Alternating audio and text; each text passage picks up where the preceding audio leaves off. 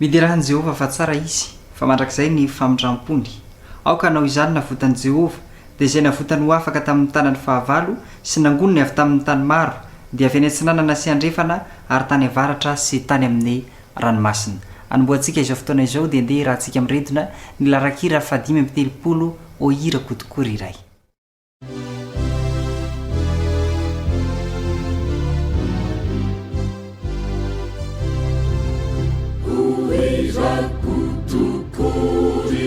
Ilai fiti maeri, fa fiti avanama, mameri nani veri, o ira,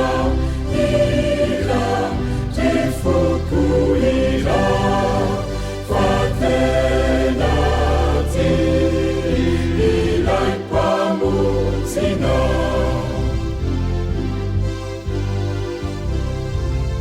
Irau lai faefanabe manufani panuta nade malemi azare hajesi zauni uta o ira jifuku ira fatenati ilai pamuzina.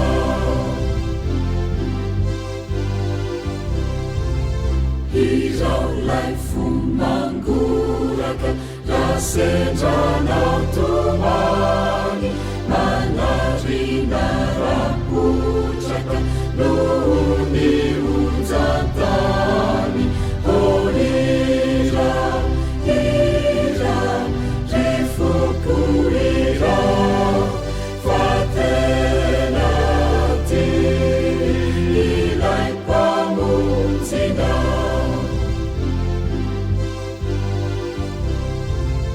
Irau ilai piamina, mia isi mitanjo, lai tanang misankamina, nalina nanjo, o ira, jifuku ira, fatenati, ilai pamunzina.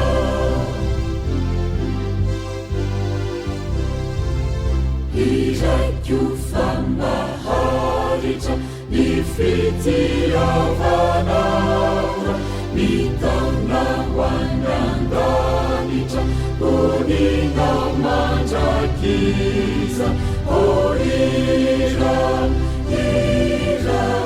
jifuku ira fatenati ilai pamunzina.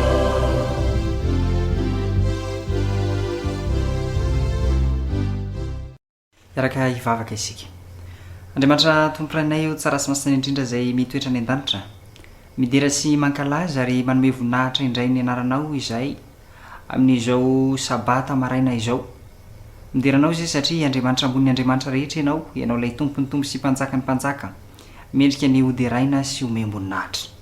Amin'ity maraina ity tompo malalo dia misaotra anao ihany koa izay satria notahinao sy ny tantananao nandritra ny herinandro ka natratra izao sabata izao izay fotoana mamy, fotoana manokana izay fanaovanay aminao ary fotoana ihany koa izay ifanaovanao aminay. Misaotra satria tombontsoa lehibe izany nomenao anay izany.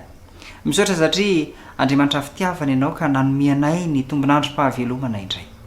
Ankehitriny tompo dia mangataka izay mba ho avelanao ny elokay sy ny tsy famendrehana rehetra ka mba ho vita fihavanana tanteraka aminao izay raha hiatrika izany tontolo andro ny sabata izany. Ankehitriny ato anatin'izao fotoana ny Sekoly Sabata izao Andriamanitra dia mangataka izay ny mba anafinao ny fananao masina anay tsirairay avy amin'ny fatrafenoko raha iainy ny teninao dia mba tsy hiala aty anatinay, aty an-tsainay izany fa dia ho raisinay Andriamanitra ary ampiarinay eo amin'ny fiainanay. Mangataka manokana izay ho an'ireo rehetra izay hitondra izany lesona izany ho amin'ny tian'io ity, mangataka izay mba ho feno ny fananao izy ireo ary ianao mihitsy no nanositra ny molony ahafahany milaza izay sitraka ao. dia mitahihany koa rehetra zay iaino ianao meo ny fifantohana dia mitenena Jehova ho fa miaino ny mpanomponao amin'ny anaran'i Jesosy no azonay manonona sy mangataka izany vavaka izany amen. De foravoravo endrika sarika indray no entinay manolotra ny araba ho antsika rehetra natratra izao fotoana ny sabata maraina izao ao anatiny ity sekoly sabata ity foravoravo satria natratra indray ny fotoanany sabata isika ary indrindrindra ihany koa iaraka hianatra indray ny tenin'Andriamanitra ho amin'ity anio ity eny ary isantatra sady ny fiarahana isika amin'ny alalan'ilay fotoana voalohany andrenesantsika tatitra voalohany ihany koa dia tsy na fa ny tatitra eran-tany zany dia asainay ianao mba ankafy azy ity ihany koa.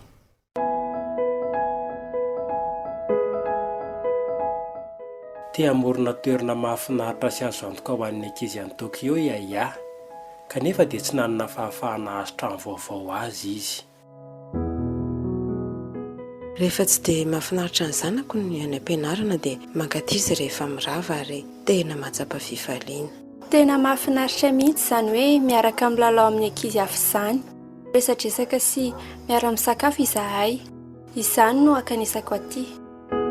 Roa taona lasa izay dia nisy namana nanasany anky hiara hilalao rehefa niravavy nianatra ary hatramin'izay dia lasa mihoneto foana izy roa vavy. Ankehitriny ia dia mandray ankizy ao an-tranony indroa isan-kerinandro eo milalao, miresaka ary maro amin'ireo ankizy no teto vao nandre mikasika an'i Jesosy.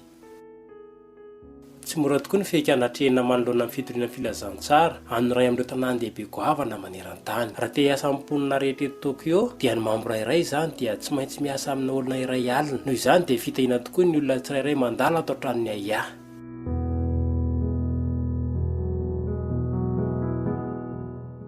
Miorina eo akaiky ny parka mahafinaritra ny trano fonenany, toerana afaka ilalaovan'ny ankizy ary mora ho an'ireo ankizy araka izany no mankao aminy. Malalaka ny efitra ambany, mety tsara raha hikarakarana hetsika isan-karazany. Tsy hoe toeram-pihaonana fotsiny ity toerana ity, fa toerana indrindra ihany koa iainan'ny ankizy ny fahazazany. Mahatsapa filaminana tokoa izy ireo. Ho an'ny sasany amin'izy ireo dia ity no mba hantoerana tsapany hoe tsy misy mitsara na manan-kiana azy. Manatona ny ia ho mpitarika sy ho mpanolotsaina azy izy ireo. Roa taona lasa izay no nanomboan'izany rehetra izany. Rehefa natsapa tianao zavatra mihoatra noho izay nahazatra azy ia nandeha nanatona tarika iray manampy ny mpianakaviana ia ary olona iray teo amin'ny tarika io no nilaza taminy mba hihaona amina vehivavy iray antsoina hoe Sasiko ary dia lasa mpinamana izy roa vavy ireto ary dia lasa nihaona tsy tapaka izy ireo. Ny herinandro faharoa dia avy eo ny herinandro fahatelo, ny herinandro fahaefatra dia niaraka nilalao ny ankizy dia avy eo dia lasa nisy ankizy hafa ihany koa mba tonga nanampy azy ireo. Izay tsy nanao dokam-barotra fampahafantarina anay noho ny farany dia betsaka ny ankizy tonga nanantona dia tapa-kevitra izahay ny hihaona ao amin'ny trano keliko. Isaky ny avy milalao ireto ankizy ireto dia mamaky andalatsoratra masina amin'izy ireo ia sy Sasiko. Ankizy eo amin'ny 20 eo no tonga tsy tapaka ary maika tokoa ho amin'ilay efitra kelin'izy ireo.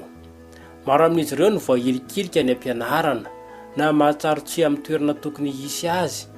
Izany no mahatonga amin'ny fotoana iarahany eto ho lasa anisan'ny fotoana lehibe indrindra ho azy ireo. Tsy kristiana ny vadiny ia kanefa hita ny vokatry ty asa ataony ia ity amin'ireo ankizy. Nanova efitrano iray mandeha isan-kerinandro Sasiko sy ia kanefa toa tsy ampy azy ireo izany. Koa dia nangataka tamin'Andriamanitra ia mba hanampy azy mba hahazoany toerana vaovao.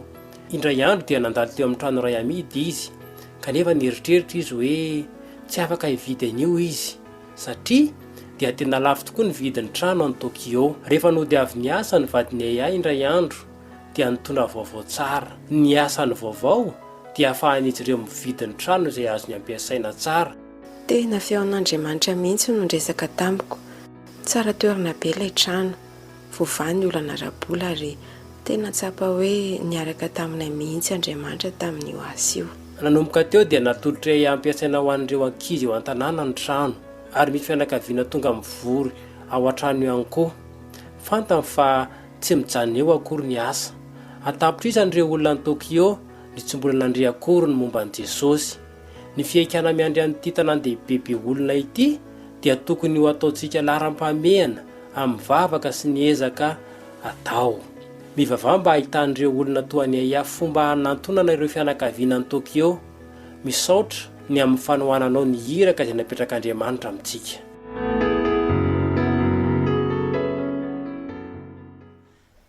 eny ary zay ny amin'iny tatitra eratany iny a mino zay fa dia nandraisanao hery nanovozanao fampahirezana ihany koa ary nandrenesanao indrindrindrindra ny tatitra izay amin'ny asa ataon'ny fiangonana maneran-tany izy iny fa irosa ao anatin'ny fianarana ny tenin'Andriamanitra avetrana ihany koa isika amin'izao fotoana izao izay anisany hoe tena mahazava-dehibe na ihany koa hoe mahasekoly sabata ny sekoly sabata mihitsy raha izay no azo ilazana azy ary dia mahazo daholo ihany koa ny sokajy-taona rehetra eny ary ireo lesona na ny fianarana ny tenin'Andriamanitra izay hosantaritsika ao amin'ny zazabodo ny zazamonono ny zazabodo eo ihany koa ny ankizy ny tanora zandriny ny tanora mantoanto ny zatovy ireo rehetra ireo no arahantsika misesy kanefa hosantaritsika amin'ity hira izay efa mahazatra ity dia ny hoe mitenena dia anaraka an'izay avy hatrany isika.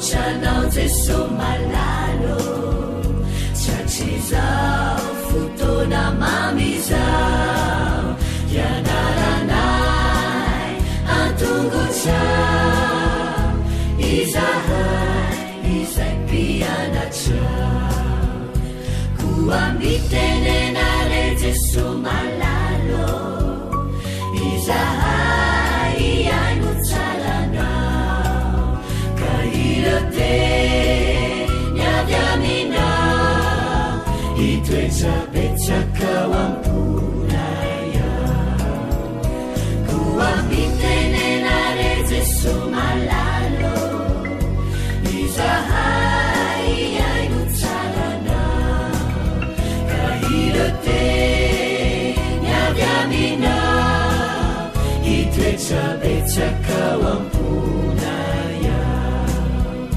irate nyadamina itwechapechaka wampunaya.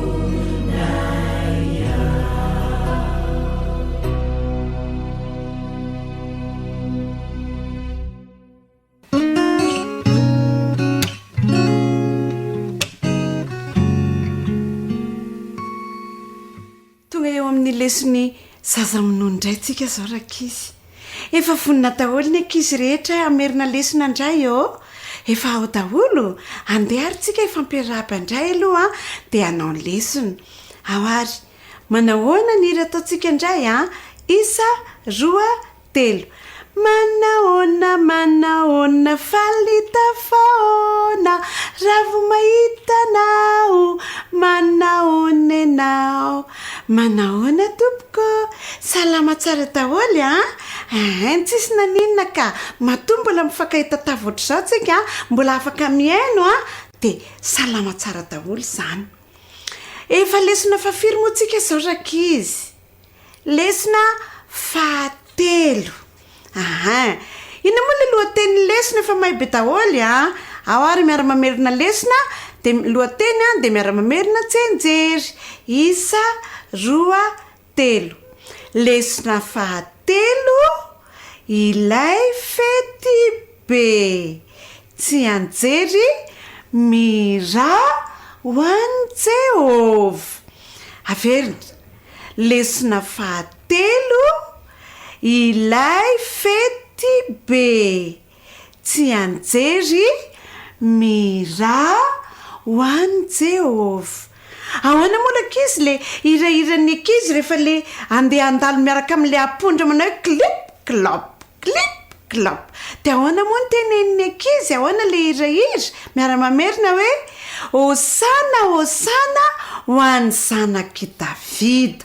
Averina hoe ahoana le hirahira hosana hosana ho an'ny zanak'i Davida.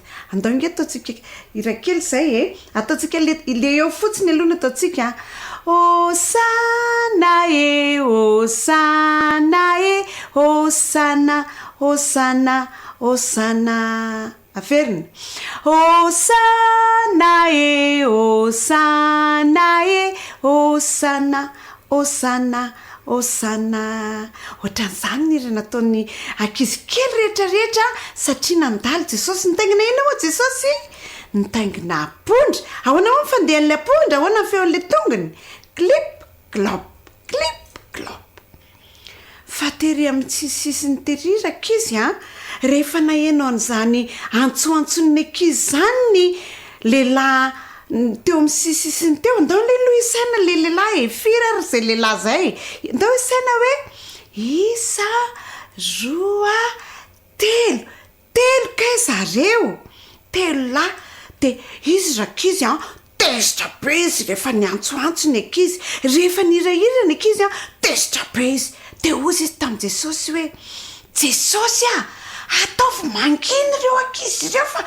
mahasositra miantsoantso be mandreraka be fa ataovy manginy reo de hoy jesosy tsy mahazo manginy reo a fa raha vo manginy reo a de ny vato be ry amin'ny sisin-dalana ery a no miantsoantso tezitra rakizy a ireo lehilahy reo de mbola lasa ihany jesosy ary nandeha satria efa tsy afaka nampanginina ilay ankizy ny antsoantso taiza moa le ankizy nandeha teny amin'ny lalana de ny velariny olona le lamba ohatran'ity le lamba de velarina de eo ambonin'ny lamba iny clip clop mandeha ilay ampondra rehefa tonga teo ambonimbony teo rakizy a ambonimbony amin'ny lalana de nitazany jesosy io fahitany a ilay tanàna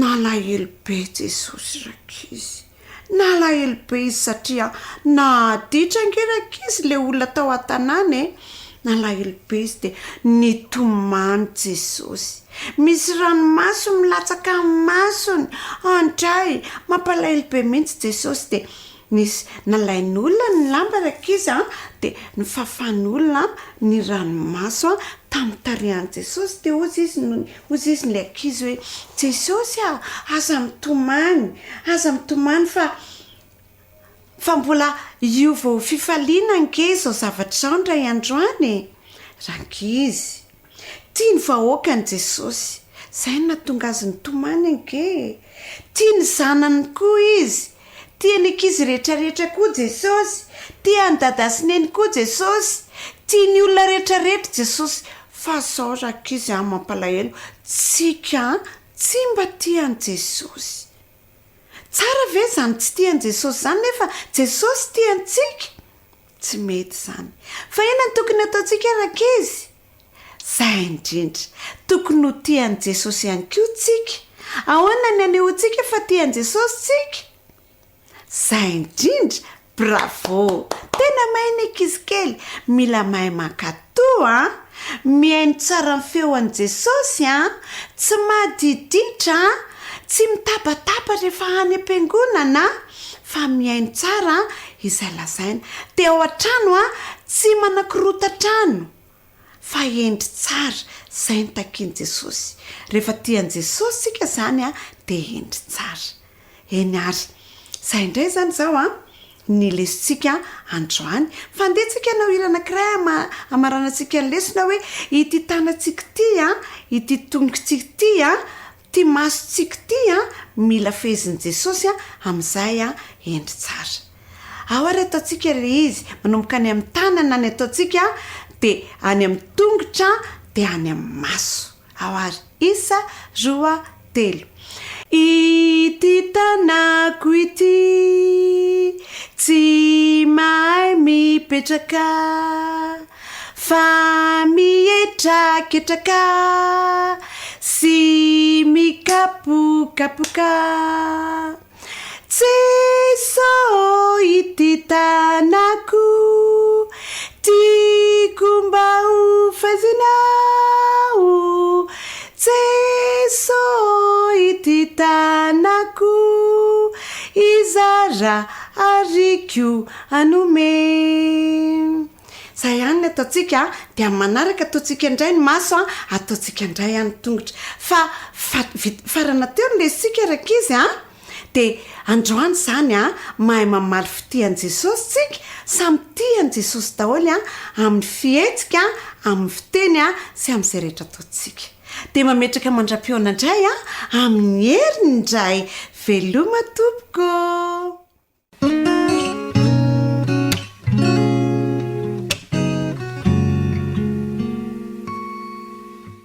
faly miarabantsika zazaboty rehetra indray tafahoana amin'izao sabata maraina izao isaorantsika Andriamanitra fa nikarakaratsika rehetra izy dia maniry fahasalamana kosa ho an'ireo izay tsy salamy hitay anareo ane Jesosy anasitrana anareo.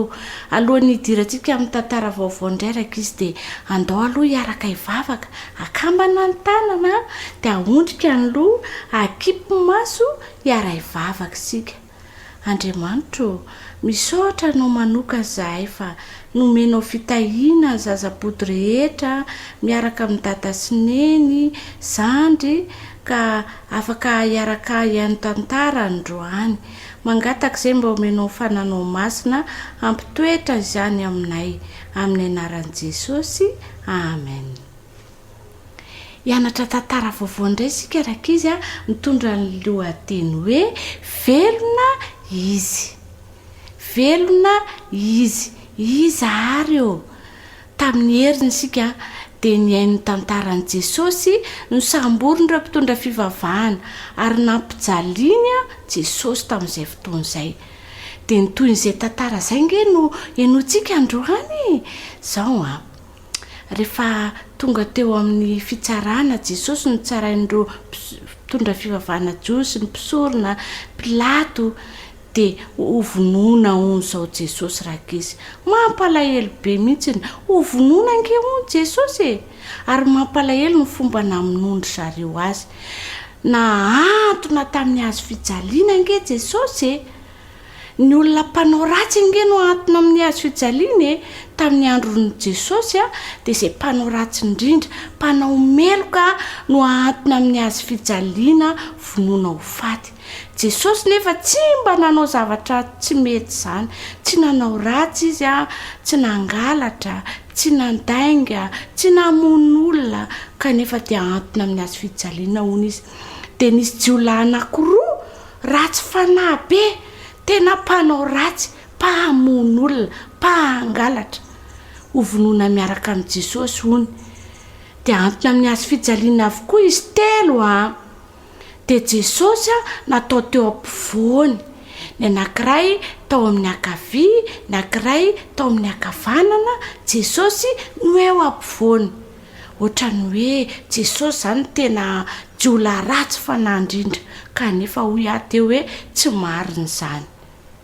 Nampalahelo ny tantara raka izy dia ny omeny mpitondra fivavahana jiosy ange ny omery zareo raha ianao ny Jesosy dia vonjeo ny tenanao hainao no mamonjy ny olona kanefa ny tena tsy hainy vonjena dia ny omeny daholo izy rehetra raka izy mampalahelo be dia zao aloha hianatra tsy anjery sika voalaza ao amin'ny Tesaloniana voalohany toko 4 andininy 4:20 mivaky toy izao: inotsika fa efa maty Jesosy sady efa nitsangana indray.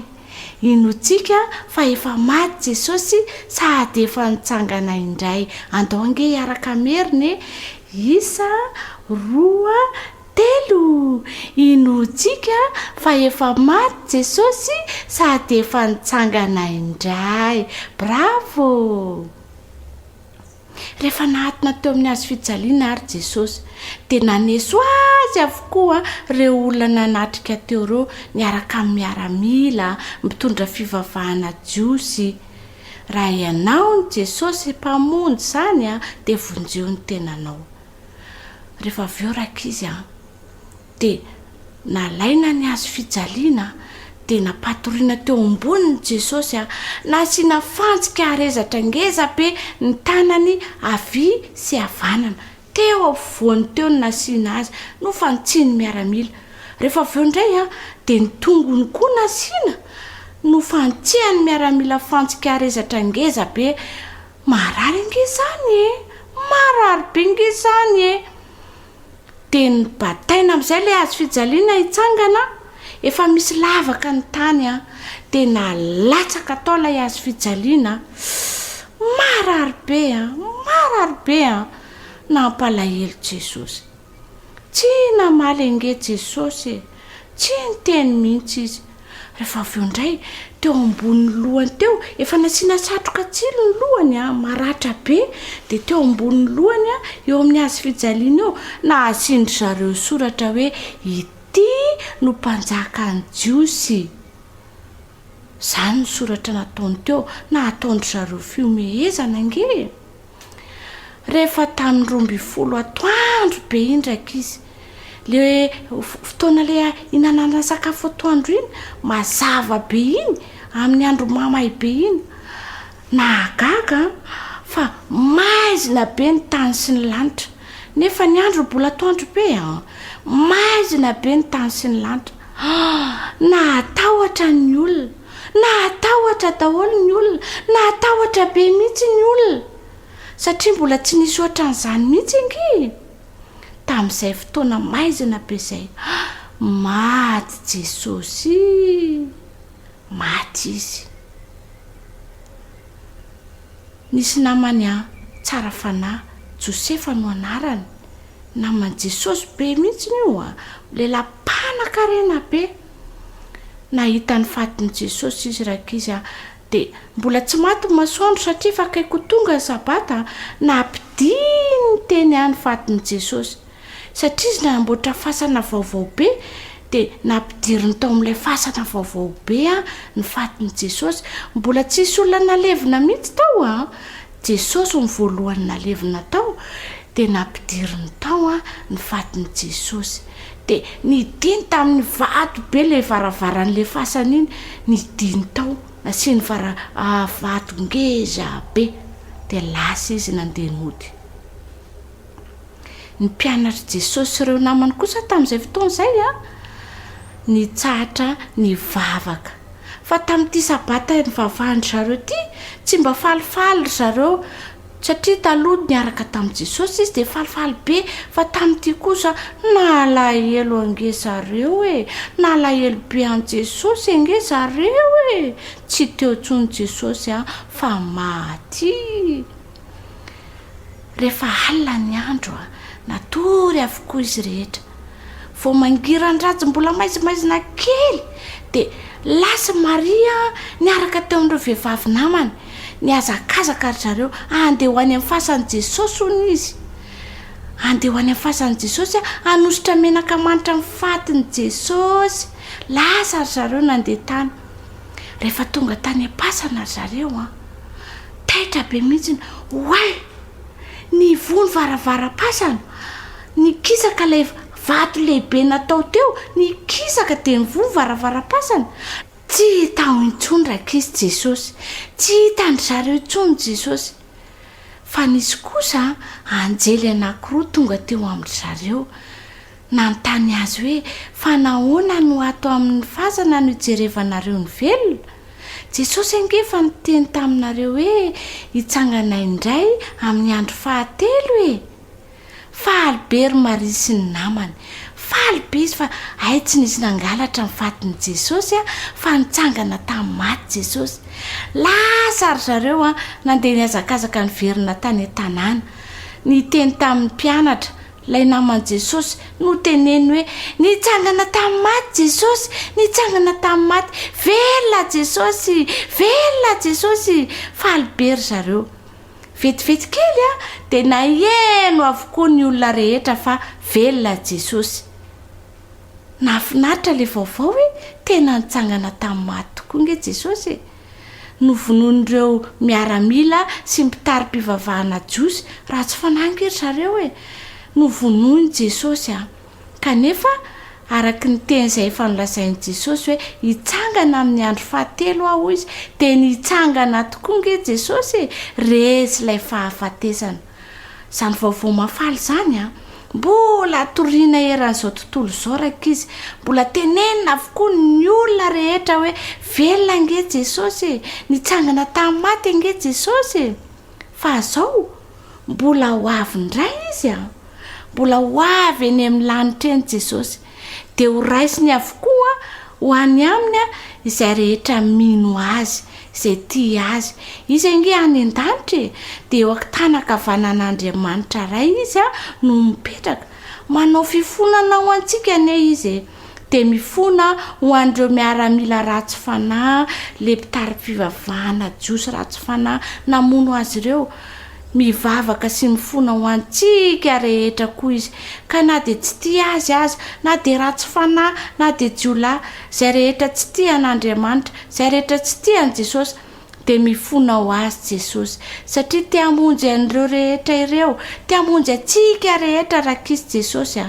dia mifona ho antsika izy tamin'izy nampijaliana ange tsy mba namaly izy fa nivavaka izy hoe raio mamela ny elony fa tsy fatan'izay ataony isika koa raka izy rehefa misy olona manao ratsy atsika dia tsy maikamaika be mihitsy ny hoe valiana koa le ankizy raha mikapoka izy dia hozy izy ianao hoe kapohako satria zava kapohanao tsy mamaly ratsy ny ratsy mivavaka ho azy hoe Jesosy mamela ny elony fa tsy fatan'izay ataony mbola ho avy indray Jesosy dia andray an'izay rehetra tia azy andray an'izay tsara fanahy rehetra ka mino azy hitay antsika rehetra ne Jesosy dia mba ho anisan'ilay tsara fanahy isika tahaka an' Jesosy dia ho tia azy koa dia ho tia ny namantsika ihany koa ary vavaka ho andreny namantsika ireny ahoana ho ny afatry Jesosy amintsika ao amin'ny Tesaloniana 1:4-5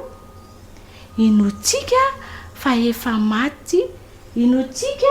efa maty Jesosy sady nanino efa nitsangana indray bravo akambanandray ary ny tanany dia aondrika ny loha akipy maso fa hiaraka hivavaka isika Jesosy zokinay misaotra noho ny fitiavanao anay nanaiko faty tokoa ianao ho anay rehetra hatramin'ny zaza madinika rehetra ka hatramin'ny ray aman-dreny satria tianao hovonjeny zahay tena anaiko faty ianao noho ny fitiavanao anay fa zahay kosa Jesosy omeo fanahy masina mba ho tianao ho tian'ireo namanay eny fa nara io izay fahavalinay aza satria izany no ankasitrahanao indrindra dia mba ho toetranay ankizy rehetra ny izany toetranao izany amin'ny anaran'i Jesosy amen. Ny faranary fandaharantsika dia mametraka veloma ho amin'ny manaraka indray papay taholy.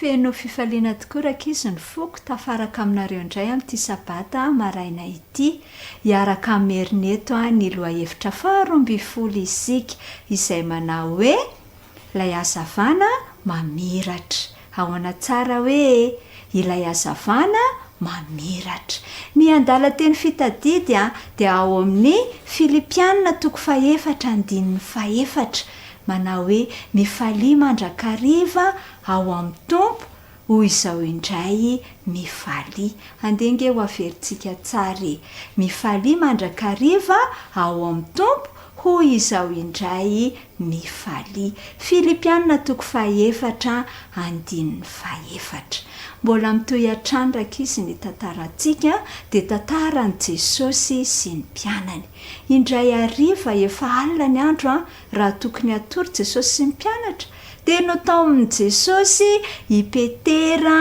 i Jakoba ary Jaona hiaraka aminy ho ao an-tendrombohitra efa fotoana tokony hatoreny izy io saingy izao nakatoan'i Jesosy sy nanaiky ny fanasan'i Jesosy azy ireo izy telo laka dia lasa nandeha niaraka tamin'ny tany an-tendrombohitra rehefa tonga tao an-tendrombohitra dia akory ny agagana izy ireo raha nahitan'i Jesosy ny ovatare tao anatin'ny azavana mahajambena, izany hoe azavana tena mamirapiratra ny ovatare Jesosy rakizy. Ary tsy vitan'izay fa tonga teo i Eli sy Mosesy nyresaka niaraka tamin'i Jesosy, dia gaga ary talanjo ny reto mpianatra reto raha nahita izany. I Petera moa ilay olona izay mora entany-tanypo, dia netiny tanypo izy dia ozy izy hoe andaontsika ozy izy anangana laheto. Dia zao ny anankiray ataontsika ho an'i Eli, ny anankiray ho ataontsika amin'ny Mosesy, ary ny anankiray ho ataontsika amin'ny Jesosy. Raha mbola nanosika izany hevitra izany izy rakizy dia indro nisy rahona avy any an-danitra mamiratra koa mazava be dia avy tao anatin'io rahona io nisy feo ny teny, dia tsy izany fa ny feon'Andriamanitra ray ny teny hoe ity no zanako malalako izay sitrako, izy no henoy. Rehefa avy eo dia inona ny zavatra niseho? Nanomboka niala tsikelikely lay hazavana. Ary raha nanoloana an'izany moa reto mpianatra reto dia raiki tahotra dia nandohalika sy ny akohoka tamin'ny tany, satria tsapan'izy ireo fa nanatrika teo tokoa rakizy Andriamanitra. Rehefa avy eo dia nikitian'i Jesosy izy ireo, akory ny akagamy fa Jesosy rery sisa no hita teo. Dia nanafatrafatra moa Jesosy tamin'izay hoe aza miteniteny izay zavatra hitanareo mandra-pitsangako amin'ny maty. Inona ny lesona azontsika tsoahana? Inona ny tiany Jesosy ampitaina amin'ny ankizy kely rehetra indray androany? Tsy inona rakizy fa zao ny faneketsika, ny fanasana izay ataon'i Jesosy amintsika dia fomba anankiray ahafahan'i Jesosy maneho fahagagana eo amin'ny fiainako sy eo amin'ny fiainanao. Faharoan'izay dia rehefa manaiky ny fanasana itsika ka mahatsapa fa eo Andriamanitra dia manosika atsika izany hiakohaka bebe kokoa hatrany amin'Andriamanitra, ary ny fiankofana amin'ilay mpamorona atsika dia hitondra fifaliana ho atsika mandrakariva. Akizay na tonga n'ilay andala teny fitadidy manao hoe mifalia mandrakariva, aiza hoe ao amin'ny tompo hoy izao indray mifalia. Ka dia tsaroa fa tarigetran'i Jesosy rakizy ny ahatonga ny ankizy kely rehetra ho faly mandrakariva mandra-piaviny. Ka dia andehantsika andray ny fanasana rehetra izay ataony atsika ary hiakoka aminy ampitiavana. Ka raha ho avy Jesosy dia ho faly itsika ahita amin'ny voninahitry Jesosy manoatra ilay nahitany Petera sy Jaona ary Jakoba azy. Dia izay indray ary ny androany mirary fitahiana feno ho an'ny ankizy kely rehetra samy hotahiana Andriamanitra daholo dia endry tsara daholo. Veloma ary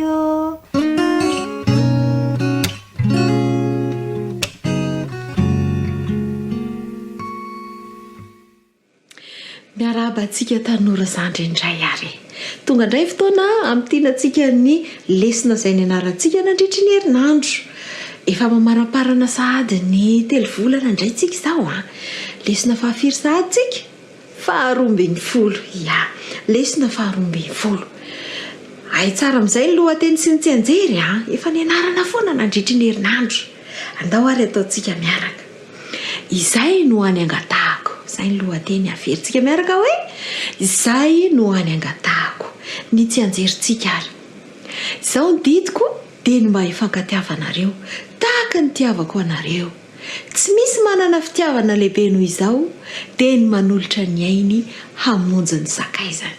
Izao ny natoko 5:10, 2:12 sy ny 13:10. Mahafinaritra, mahay tsara tsika rehetrarehetra. Eny ary tanora namako, inona indray aran-dresahantsika nandritry ny herinandro iny. Tao anatin'ny lesona dia misy zavatra lehibe sy mafonja tiany Jesosy ampitaina sy ampianarina ny mpianatra. Ary izany zavatra mafonja be izany dia tsy nataony ho an'ny mpianatra ihany fa nataony ho antsika tsirairay avy. Nataony ho anao, nataony ho ahy. Inona ary izany? Tiany Jesosy mihitsy raha hifankatia ny mpianatra. Efa kely sisa ny fotoana ahafatesan'i Jesosy tamin'izay.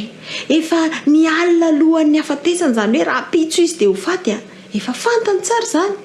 Ny zavatra nampalahelo azy nefa dia mbola niady izay ho lehibe ihany ny mpianatra. Mbola tsy nifankatia ihany ry zareo. tena ohatrany hoe mbola lavitry ny afo mihitsy ny kitay raha ohatra ka izay no fiteny ampiasaina fa dia nalahelo Jesosy te hampita zavatra tsara aminy izy dia nasehon'i Jesosy tamin'ny fihetsika mihitsy ny izany hoe fitiavana izany. Jesosy mihitsy no nanasa ny tongotra ireto mpianatra ireto raha asan'ny mpanompo izany. Tsy nisy tokoa ilay mpanompo tamin'io fotoana fisakafoanana io dia tsy nisy te handray toeran'ny mpanompo ny mpianatra dia Jesosy ilay tompo sy mpampianatra no nanasa ny tongony. Ary efa fantatry Jesosy tsara tamin'io fotoana io fa i Jodasy ilay hamadika azy dia tsy mba nanao izy hoe lasy mandeha ihany fa mpamadika fa dia nosasany tsara ihany koa ny tongotry Jodasy. Ilay tongotra maloto feno vovoka rehetra dia nosasany Jesosy. Nampianatra an'ireo mpianatra Jesosy hoe aoka ianareo mba hifankatia tahaka ny tiavako anareo no mba hifankatiavanareo ihany koa. Ary izay le ao anatin'ny tsy anjerintsika hoe izao ny ditiko dia mba hifankatiavanareo tahaka ny tiavako anareo. Dia izany koa mbola tiany Jesosy ataontsika amin'izao fotoana izao. Tia ny iainana izany isika. Ny fiainan'ny lanitra, ny toetra ny lanitra manontolo mihitsy no naseho an'i Jesosy dia ny fitiavana ny hafa izany. Mbola nitsindriany Jesosy tamin'ireo mpianatra hoe didy vaovao no omeko anareo dia mba ny fankatiavanareo tahaka ny tiavan'i Jesosy an'izao tontolo izao no tokony hifankatiavantsika ihany koa. Ka raha ohatra ka mijery an'izao tontolo izao tahaka ny fijerin'i Jesosy an'izao tontolo izao isika dia efa vonona no any an-danitra tsika izay. Satria ny lanitra mihitsy no mitoetra ao am-pontsika. Ny toetra ny lanitra no manjary toetra antsika. Satria ny an'i Jesosy na dia ratsy aza ny olona ny rehetrarehetra mihitsy na tsara na ratsy na manahoana dia nanolorany ny ainy tiany avokoa. Dia izay koa no tokony ataontsika. Vonona no any an-danitra ary ve ianao? Teo vonona no any an-danitra dia andeha ary amboarina fiainantsika anaraka ny sitrapon'Andriamanitra ka amin'ny alalan'ny fanekentsika ny fahasoavany hiasa ao anatintsika ahatonga antsika hifankatia dia mahazo fitaovana lehibe anankiray isika ahafahantsika mizara izany amin'ny hafa, mizara ny fitiavan'i Jesosy amin'ny hafa dia vonona no any an-danitra isika. Izay indray ary ny lesona nandritry ny herinandro iny fa dia mirary soa antsika tsirairay avy mandra-peony indray ary ataovy tsara ny fanapahan-kevitra.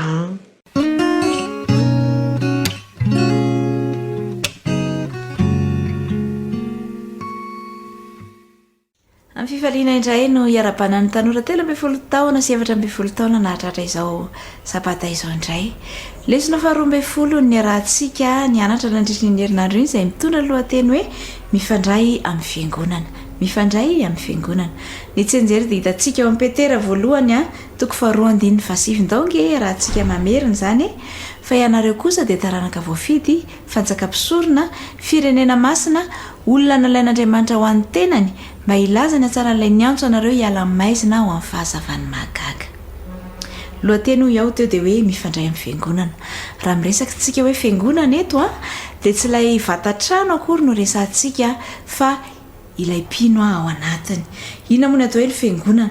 Ny fiangonana dia fikambanan'ny mpino izay manaika fa Jesosy Kristy no tompo sy mpamonjy azy. Ny fiangonana ihany koa dia tenan'i Kristy, fikambanam-pinoana izay Kristy mihitsy no lohany. Raha ka ohatra tsika dia toy izao, mahafantatra paoma ve ianao? Mino fa mahafantatra paoma daholo kosa ny rehetra. Ny paoma dia misy karazany maro. Misy ny paoma mamy, misy ny paoma golden, misy ny paoma maramena ho ny fiteny, misy ny paoma renette, mety malala karazany hafa koa ary ianao. Fa ireo paoma ireo koa dia misy ny manta, misy ny masaka, misy ny vaventy be, misy ny kely. Dia toy izay ihany koa ilay fiangonana. Fa io paoma io rehefa didinao dia mitovy ny ao anatiny ao, samy misy voany kely izay ao anatiny ao. Dia toy izany koa ny fiangonana. Samy hafa ny ao anatin'ny fiangonana, misy ny keliny, misy ny lehibe, misy ny manam-pahaizana, misy ny antonontonony. Fa izy rehetra ireo dia Jesosy no ivony izany fiangonana izany. Voalaza ao amin'ny Korintiana voalohany toko faharoa 12 fa tena iray ihany a ny fiangonana. Noho izany a zay mahazo ny ray a dia mahazo ny ray. Raha ohatra hoe marary ny nifinao zao dia ny ainao manontolo a no tsy azonao satria marary ny nifinao. Lasa marary hatramin'ny loha tsy afa-mihetsika ianao satria marary ny nifinao. Dia toy izany koa ny fiangonana. Indraindray misy alaim-panahy eritreritra hoe inona moa za angekely ty kanefany a samy manana ny maha izy azy ny tsirairay avy a ao anatin'ny fiangonana izay nametrahana anao. Nisy rangahy iray atao hoe Jim tamin'ny taona 2010 tany ivelany tany. Ity Jim ity dia mpiasa munisipaly 12 taona izy tamin'izany fotoana izany. Ary izy dia nitokatokana tsy dia niaraka tamin'ny manodidina azy. Indray hariva dia niakatra teo am-pandriana izy ary nitafiny ny lambany ary dia nodomandry izy tamin'izay fotoana izay. Tsisy natsikaritra ny rehetra. 2 taona taty aoriana no niay amin'ny fianakaviana dia tonga namaky ny trano ny polisy ary nijery izay zava-nisy tao anatiny tao dia hita fa efa nodomandry efa 2 taona lasa i Jim. Nalalana hoe efa maty izy dia noho ny fianakaviana izay tsy nahita azy tsony ny mpiaramonina tsy nahatsikaritra azy tsony kanefany noho ny fanafody izay nohaniny dia tsy maimbo sady tsy niasimba ny razana ary ny sakafo tao anatin'ny vata fampangatsiahana no efa nisimba ary nijanona ihany koa ny fanoratany ny diary izay teo aminy teo. Inona nahatonga an'izay hoy ianao? Satria Jim dia tsy mba tany anatin'ny fiarahamonin'ny fiangonana. Raha mba tany anatin'ny fiarahamonin'ny fiangonana mantsy izy dia mety ho nisy nahatsikaritra ny tsy nahateo azy. Hoy aho hoe tena iray ny fiangonana ka izay mahazo ny hafa dia mahazo anao ihany koa, mahazo ny fiangonana manontolo. Dia tena ianao mantoanto 13 taona sy 14 taona hoe za mbola kely tsisy ilan'ny fiangonana. Tsy adiso hevitra ianao, tena ilain'ny fiangonana tokoa ianao. Anao inona araka ilay tsenjery teo? Ilaza ny atsara ilay niantso anao hiala maizina amin'ny fahasafany mahagaga. Ary efa nianatra isika tamin'ny herinandro fa ianao dia inona moa ilay filazany azy ilay nianarantsika tamin'ny herinandro iny? Ianao izy dia tonga fianarana ho amin'ny mino, amin'ny fiteny, amin'ny fitondratena, amin'ny fitiavana, amin'ny finoana. Izany no ilainanao tanora 13 taona sy 14 taona. Raha fitiniko izany dia izao hoe fanomezana avy amin'Andriamanitra ny fiangonana eo amin'ny toerana izay misy ianao. Ary nanome fanomezam-pahasoavana maromaro Andriamanitra, talenta maromaro mba ampiasaina ampandrosoana ny asany ao anatin'ny fiangonana. Mety manana ianao araka nefa nianarantsika tamin'ny lasa ihany koa ampiasao izany ho amin'ny fampandrosoana ny asan'ny fiangonana. Marina fa hoe tsy tanteraka ny fiangonana satria olombelona ihany sika, samy manana ny toetra ny tsirairay avy, samy manana ny fahalemeny ihany koa kanefa dia izao. Raha miankina amin'Andriamanitra isika, raha matoky tanteraka ny Kristy isika dia vonina izy hanampy antsika tanteraka ny asa izay nanirahany antsika ka isika dia ho mpiasa mahatoky amin'Andriamanitra hitaona ny hafa ao any amin'ny maizina ho amin'ilay fahazavana mahagaga. Dia mirarisoa ny mantoanto rehetra ary ahita fiany ahita fafinaretana amin'ny fiarahana ao anatin'ny fiangonana ny tanora 13 taona sy 14 taona. Dia mirarisoa indrindra re veloma indray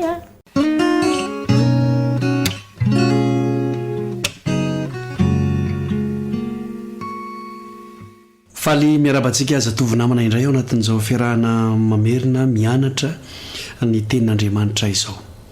Ateraka indray izany no lohahevitra ny anarantsika tamin'ny herinandro iny, ateraka indray resaka fahateraham-baovao. Ny andin'ny fototra dia ao amin'ny Jaona toko 7 andin'ny 12 hatramin'ny 15 dia toy izao ny voalaza. Raha ny zavatra ety an-tany aza no nolazaiko taminareo ka tsy inonareo, ahoana no inonareo raha nilaza aminareo ny zavatra any an-danitra ary tsy nisy niakatra ho any an-danitra afa-tsy ilay nidina avy tany an-danitra dia ny zanak'olona izay any an-danitra. Ary tahaka ny nanandratany Mosesy ny menarana tany anefitra no tsy maintsy anandratana ny zanak'olona mba anana fiainana mandrakizay izay rehetra mino azy, izay rehetra mino. Ateraka indray resaka fahateraham-baovao ny lohahevitra izay nodiny antsika ary resaka izay ny fanaovan'ny Nikodemosy sy Jesosy. Nikodemosy izay mampieritreritra ihany satria izy ity dia mpampianatra. Rehefa mamaky ny tantara isika dia lazain'i Jesosy mihitsy hoe ianao dia mpampianatra n'israely ianao indray ve tsy malala n'izany zavatra izany dia ny zavatra mahagaga nefa ristoanantsika lesona dia ity rehefa nresaka mahakasika ny fahateraham-baovao jesosy a dia tsy hainy nikodemosy tsy fantany tsy takany akory nefa izy mpampianatra ny israely dia nianarantsika ary amafisitsika amin'ity fiaraha-mamerina ity fa aika ety sy ny fahaizana aika ety sy ny fahalalana ny ten'andriamanitra any ny tena zava-dehibe fa ny olo anankiray izay tena hoe niova fo rehefa jerena mantsy ny tantara dia efa taona maromaro tao teoriana vao nanaiky natao batisa ity nikodemosy ity vao nanaiky natao hoe nateraka indray satria ilay lohateny hoe ateraka indray dia batisa ny heviny batisa izay tokony ho ataon'ny olombelona indrindra ny olon-dehibe rehetra izay natsapa fa nanota izy ry tanora malala ny lesona tsy ho antsika izany dia izao anaovantsika fampiarina dia ny hoe voalohany indrindra aoka tsy ho fahalalana ihany ny tena ibahana eo amin'ny fiainantsika fa aoka isika hiova fo izany hoe zatra mety hitranga zany marobe ny kristianina fa tsy niova fo ary ny rariana dia izao hoe ianao kristianina mahay ny ten'andriamanitra mahafantatra ny zavatra marobe ary niova fo ary ny fiovampo no tena zava-dehibe fiovampo izay mitarika anao eo amin'i jesosy amin'ny alalan'ny batisa ary dia izay ihany koa ny antso atao manaraka hoe raha misy zatovo mbola tsy natao batisa sorsia fotoana mety anaovana batisa ny se zao amin'ny fotoana ny atandroana mihitsy ny mety indrindra ny lorana tena ho an' jesosy aza miandro taona maromaro tahaka ny nikodemosy vao nanolo tena ho amin'ny batisa fa ianao tsy mahafantatra hoe mbola hisy taona maromaro ve fa ataovy amin'izao taonanao izao mba ho ateraka indray ianao ary ny farany ianao izay efa nateraka indray dia aoka hiova fo aza miantehitra ny amin'ny zavatra fantatrao sy ny fahaizanao fa aoka ho resy lahatra ianao fa mifonao dia niova ary ny fiovampo ny porofony hoe nateraka indray ny olona anankiray toy izay ary raha toka fitinina ho fampiarana ny loha hevitritsika ry tanora namako ary anomezina fotoanantsika ao manaraka indray mandra-piresaka ary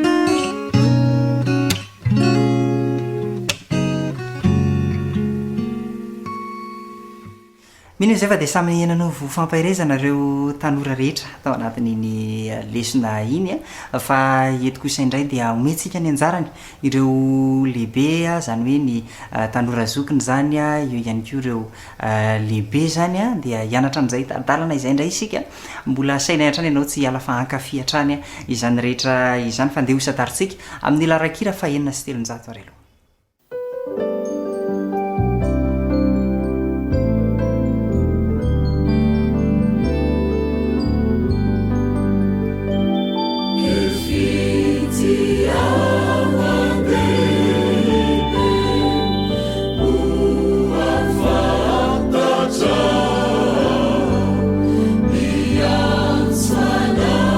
Sia ire, mu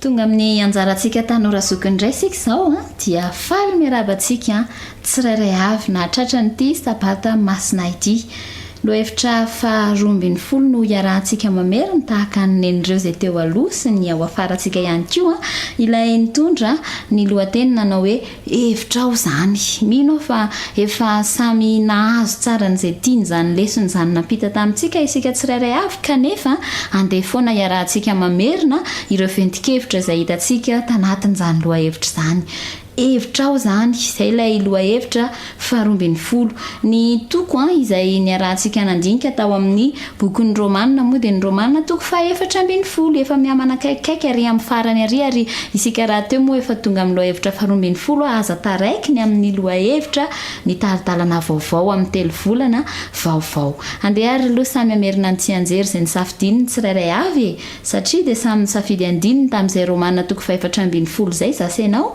andao mamerina ny azy hoe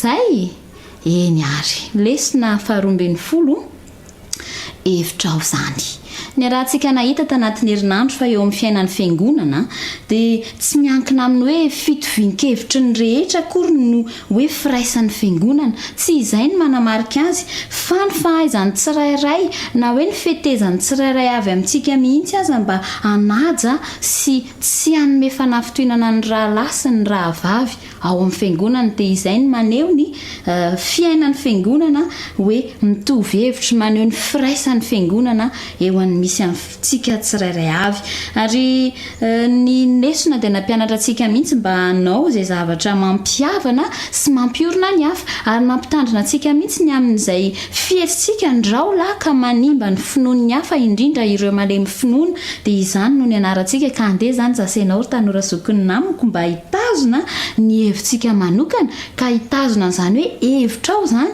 fa tsy ho aposaka foana na hoentina hanam-pepona na hanakiviana na indrindra moa hanafitohinana ny rahalahy na ny raha vavintsika eo amin'ny finoana indrindra raha hoe mitondra fifandirana izany dia mba hitandrina isika satria nampianarina isika fa tsy izany akory no tokony ho fiainan'ny fiangonana dia hitantsika tanatin'ny lesona zao hoe tamin'izany fiangonana nisy an'i Paoly tamin'izany fotoana izany dia hevitra nampifanditra ny resaka fihinanan-kena sy ny tsy fihinanan-kena ary ny fandirana tamin'izany koa ny resaka hoe malemy finoana sy matanjaka ara-pinoana dia ny anarantsika tanatin'ny lesona nefa fa hoe ny kolotsaina jiosy zany no tiana nahitsy tamin'io fotoana io satria ny jiosy dia mino fa maloto izay miaraka amin'ny takosina amin'ny jentilisa dia nahitsy izay fomba fijery jiosy izay fa tsy hoe azo hohanina daholo kory ny hena rehetra tsy izay ny tiana resahana tamin'io tsy hoe ny biby maloto rehetra no indro tonga azo hohanina fa ny hoe tsy tonga maloto amin'ny fiarahana amin'ireo jentilisa tsy akory ny jiosy izay mihevitra ny tena no madio raha mifangaro amin'izy ireo dia izay ny lesona ny anarantsika ka nampiarina nasaina ny ampiarintsika tanora zokiny ihany koa eo amin'ny fiainan'ny fiangonana mba hoe isika ihany koa hikolokolo an'izany fifandraisana sy firaisana izany fa tsy eritreritra hoe ny hafa dia mety ho maloto na aneo ny hevintsika izay everintsika maharesy lahitrantsika ka hanimba ny finoan'ny hafa indrindra ireo izay malemy finoana amin'ireo pretapo amintsika ao amin'ny fiangonana ka ny rahantsika nianatra hoe andeha jesosy foana ny ataontsika ohatra ary ohatra alainy tahaka izy raha teo no modely fakatahaka ho antsika dia izy ilay nandao ny lanitra sy ny voninahiny manontolo dia namehy an'izay hoe mahavy any amin'ny lanitra azy izay dia namoy an'izay ho tonga tetỳ tany ho famonjena ho antsika dia zasenao koa zany tahaka an' jesosy dia afaka mamehy ny momba antsika ihany koa ka na inona hevintsika sy faharesendaritsika dia azontsika fehezina ihany koa mba ho an'ny hafa izay pretapo ao amin'ny kristy ao amin'ny fiangonana misy antsika tsirairay avy eo ka andeha zany zasenao ry namako mba hiazona ny hevintsika tsy hifandirana ary hifanampy hifanoana hifampirisika sy hifampitombo finoana amin'ireo raha lasy raha vavy amin'ny fiangonana satria izany no nitezany kristy ka asainy anarahantsika azy dia mba ho vavolombelon'ny kristy isika amin'ny fiainantsika isan'andro indrindra ao amin'ny fiangonana mba ho vavolombelon'ny niaonantsika tamin'ny kristy isika sy ny nandraisantsika azy ka hiazona ny hevitrsika ho hevitra ao izany fa hampanjaka kosa ny hevitry kristy ho firaisana ho an'ny fiangonana misy antsika ka mirary antsika tsirairay avy mba tsiaro an'izany isan'andro ka ampiatra an'izany eo amin'ny fiainan'ny fiangonana misy atsika. Mirary sabata feno fitahiana ho anao sy ny ankonanao ary mirary fiaraha-mianatra hitondra fitombonao amin'ny Kristy ho antsika tsirairay avy indray amin'ny fiarahana manaraka. Mandra-piona indray ary.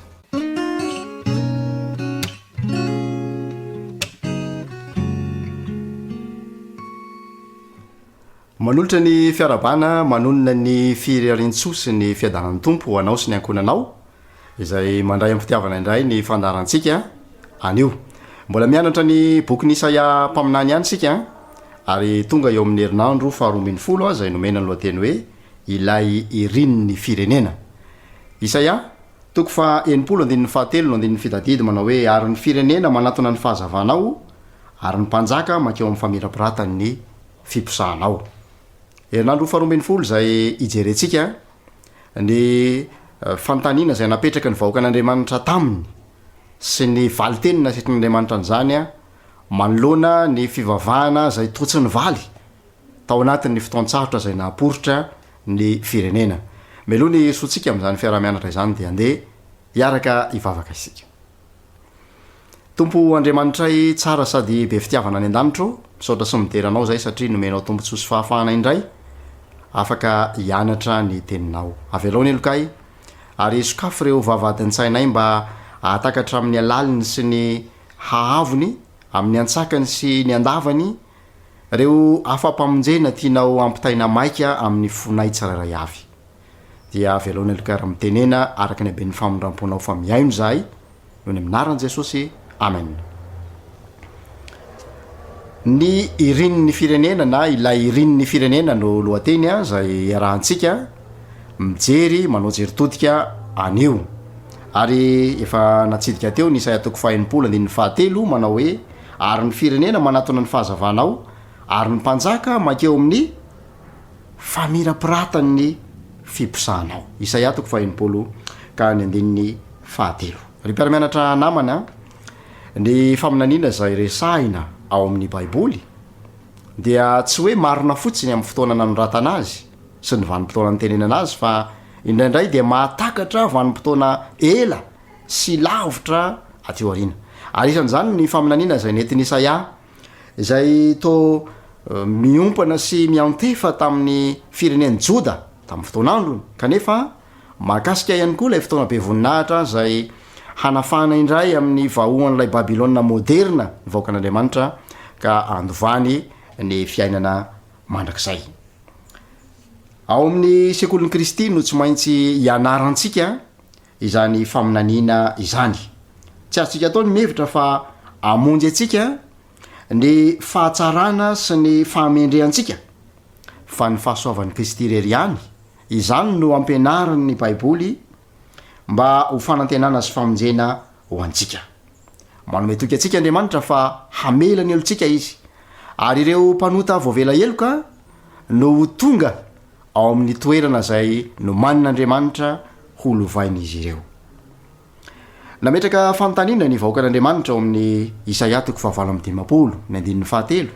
Manao hoe nahoana izahay no mifady kanefa tsy hitanao. Ary tsy ela ny valikafatra izay ampitoan'Andriamanitra ao amin'ny Isaia toko 7:10 ka ny 2 izay mivaky toy izao.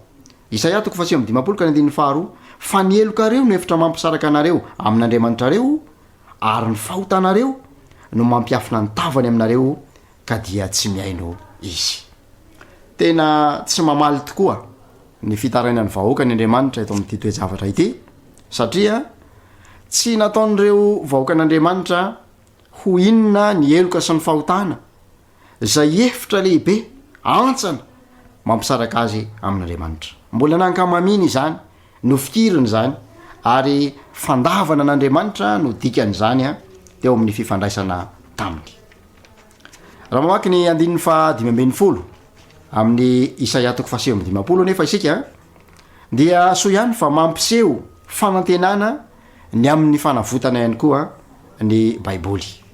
Raha metraka fantaniana isika hoe firy amintsika moa no efa nanota dia mazava ny valiny ao amin'ny soratra masina fa isika rehetra dia efa nanota avokoa. Manantinatitra izany ny baiboly. Ny apôstôly Paoly amin'ny alalan'ny epistily ho an'ny Romanina de milaza fa mpanota isika ary isika rehetra dia tsy misy manana ny voninahitr'andriamanitra noho izany fahotantsika izany. Mandefa antso ho an'ity zao tontolo zao ity andriamanitra izao tontolo zao zay nokendreny raha nifidy any Abrahama sy ny taranana izy ho voata avokoa ny fianakaviana reto ambonin'ny tany amin'ny alalan'ny fifidianana any Abrahama. Ary manana n'izany tompontso lehibe izany sika ankehitriny, tsy ny taranak'i Abrahama araka ny nofo ihany no tian'andriamanitra ho tahina sy ho asoavina amin'ny alalan'ny famonjena, amin'ny alalan'ny famelan-keloka, fa indrindraindrindra koa isika tsiraray avy izay manaraka ny fandarana amin'izao fotoana izao. Ry mpiara-mianatra namana, rehefa mijery ny toko faraky ambinipolo amin'ny boky Isaia sika dia mampatsiahy indrindra ilay vakiteny izay nataon'i Jesosy tao amin'ny tempoly rehefa nandray anjara tamin'ny fampobavahana indray sabata izy. Ka izao no voalazo amin'izany Isaia toko faraky ambinipolo izany, eo amin'ny andininy voalohany, Isaia toko faraky ambinipolo, itory teny soa mahafaly amin'ny mpandefitra sy asitrana ny toritory fo, ary itory fanafana amin'ny babo. Mampatsiahintsika an'iza izany teny zany. I Jesosy ilay fanantenana ho antsika, ilay nitondra fampiononana ho antsika, ilay nitondra toen'ny soa mahafaly ho antsika, ilay nanasitrana antsika, ilay namonjy antsika tamin'ny ozon'ny fahotana. Izany no resahana ao amin'ny Isaia toko faraky ambinipolo io. Eo amin'ny andininy faharoa dia mampatsiahy ny voalazo amin'ny Luka toko fahaefatra ny andininy fahasivy-ambinifolo ny vakiteny manao hoe itory ny taona ankasitrahan'i Jehova. Luka toko fahaefatra andininy fahasivy-ambinifolo. Zao no namaranan'i Jesosy ny teniny eo amin'ny andininy faraky ambiroapolo amin'ny Luka toko fahaefatra. Luka efatra andininy raiky ambiroapolo. Androany no efa tanteraka eto anatrehanareo zany soratra izany. Ry mpiara-mianatra namana, nininy Jesosy no dinganina manokana mihitsy ny famakina ny andalana manaraka ao amin'ny andininy io manao hoe andro famalian'andriamantsika ao amin'ny Isaia toko faraky ambinipolo andininy faharoa. Raha vao nanomboka ny asa fitorin'ny fiteny soa mahafalo an'ny malahelo sy fandefasana ho an'ny mpifatotra mantsy Jesosy ho afaka amin'ny famatoran'ny Satana, de tsy mbola tonga kosa ny andro fahamaliana tamin'izay. Nilaza melo tamin'ny mpianana izy fa ny fitsanan'Andriamanitra de mbola amin'ny ho avy.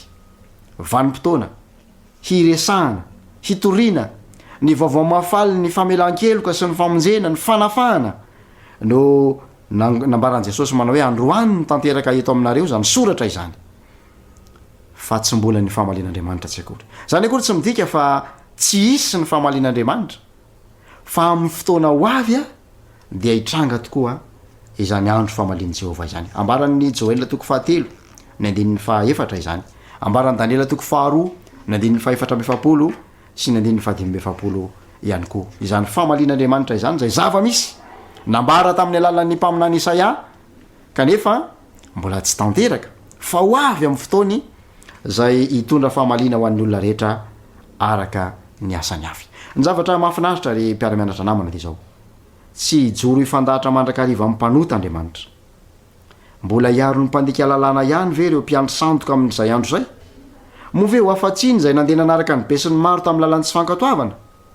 Move ny fankamamin'ny vahoaka sy ny fahamaronisa no ahatonga ny olona tsy ho manantsiny eo anatrehan'Andriamanitra? Tsy nivalin'izany, satria Andriamanitra dia maly tokoa ny olona araka ny asany avy, indrindraindrindra ireo ninitsy nankatoa rehefa niantefa tamin'ny antso ny famonjena zay nalefa ny tompo tamin'ny alalan'ny fitorianany filazantsara. Ary ny firenena manatona ny fahazavanao, ary ny mpanjaka makeo amin'ny famirapiratany fiposahanao. Isaia toko faha-enimpolo ny andininy fahatelo. Ry mpiara-mianatra namana, inoko fa nitondra fifaliana ho anao ny fiara-mianatra nitran'ny andro faharoa ambin'ny folo iny, ary tsy hijanona io fa hitondra fanapahan-kevitra ho anao ihany koa amin'izao sisa izao. Andeha hiaraka hivavaka isika. Misaotra tompo noho ny teninao zay mitondra fifaliana, mitondra hery ary mitaonanay andray fanapahan-kevitra amin'izao fotoana izao. Avelao ny alokay noho ny fitsilamidamoana, noho ny tsy firaiana manoloana ny antsonao zay miantefa amin'ny fo isan'andro. Ary eo ka ho ara-potoana tompo ny fanapahan-kevitra ay, hahatonga anay ho isan'izay mandova ny fiainana nomaninao anay tsiraray avy ataonay amin'ny anaran' jesosy ny vavaka amen.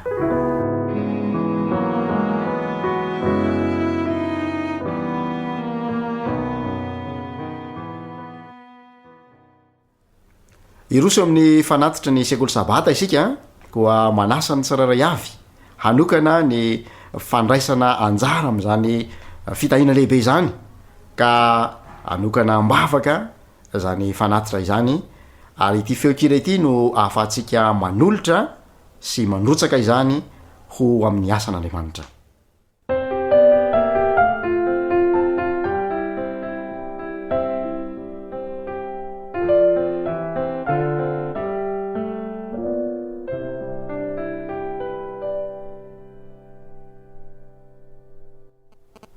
ivavaka ho an'ny fanatitra ny sekoly sabata isika misaotra tompo noho ny fitahina be dehibe zay nataonao an'ny vahoakanao nataonao an'ny tsirairay ihany koa natsapa zany zay androany ka rehefa nantsoina mba andray anjara amin'ny fanomezana fanatitra amin'ny fanolorana fanomezana mba ho famitana ny asanao dia nanome izany tamin'ny fo madio izahay fantatrao fa kely sy bitika ihany zany manoloana ny voninahitra ao manoloana ny fidadasiky ny asanao kanefa tompo raiso ankasitrao ary aoka ahavita ny tandrify azy ao amin'ny asanao ta io ny tanana zay nanolotra ny poketra zay nialany zany mba ho fenonao fanambinana ka afaka anao bebe koa indray amin'ny fotoana manaraka amin'ny anaran' jesosy no angatana ny vavaka amen. De maneo fankasitrahana feno anao mpiaramianatra ary manantena fa mitondra fifaliana ho anao tanteraka ny fotoana teto androany misotena nireo mpiaramiasa rehetra zay nandray anjara aho manolotra fankadelemana ary manao mandra-piteny ho amin'ny manaraka indray.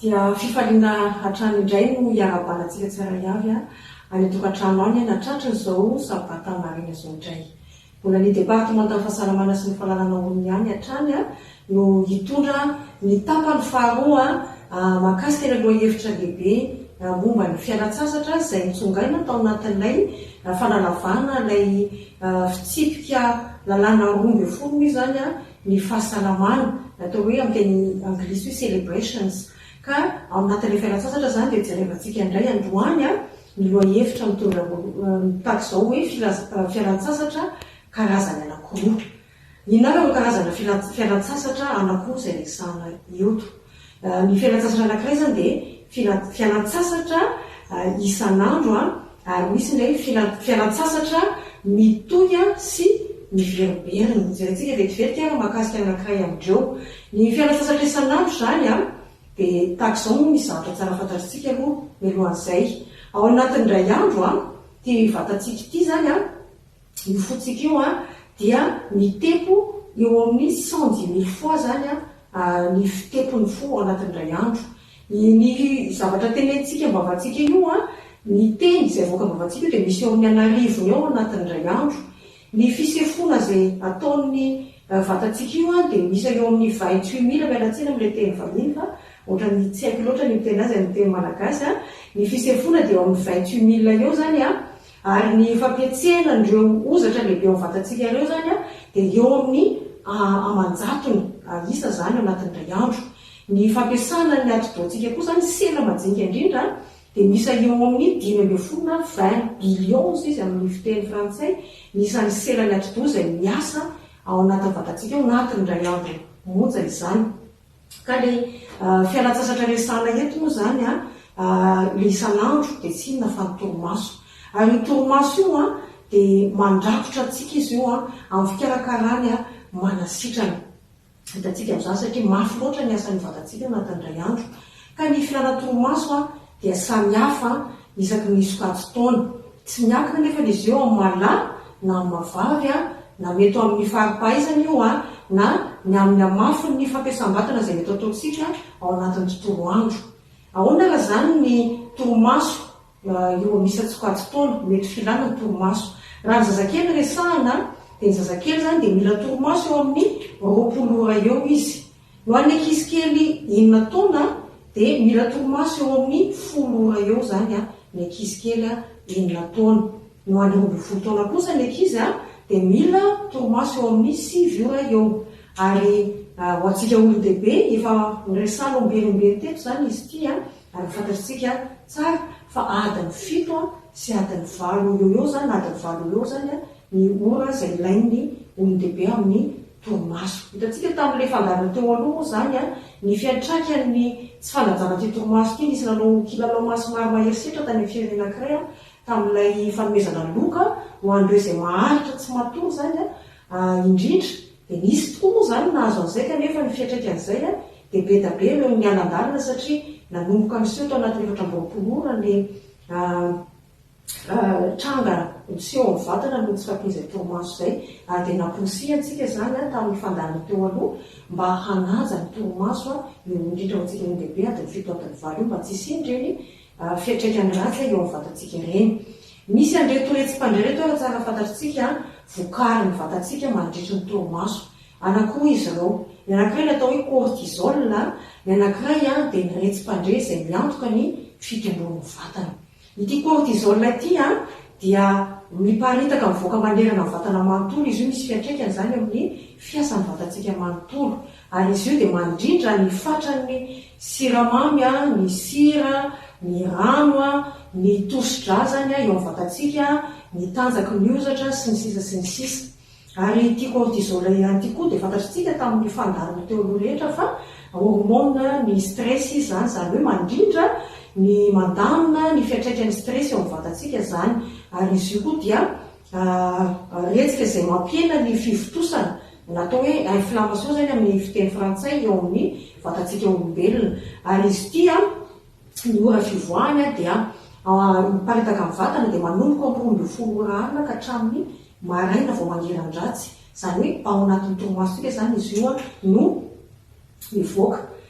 Ny retsim-pandrenaka faharoa dia ilay retsim-pandren'ny fitombona izy io zany a dia mivoaka miparitaka ihany koa amin'ny vatana mandritry ny torimaso ihany koa zany mialohany amin'ny 12 alina izy io zany dia saribity koa arak'izay hoe retsim-pandren'ny fitombona zay dia saribity izy io zany a ho amin'ny fitombon'ny vatana ary izy io zany dia misy fifandraisana amin'ilay hormone atao hoe mélatonine izay hormone manamora ny fiatongavan'ny torimaso ary mampitombo izy zany ny fitaterana ny aside amin'iny mankany amin'ny ati-doha izay ahatonga ny famokarana ny ty atao hoe mélatonine izay resana teo hoe retsim-pandren'ny torimaso ka mazava ho azy zany fa rehefa tsy manaja ny torimaso tsika dia mikorotana ny famoahan'ny vatantsika ny mélatonine io zany dia mahatonga ny torimaso ratsy miseho sy ny vokatra ratsy rehetra izay miseho mandritry ny tontolo andro.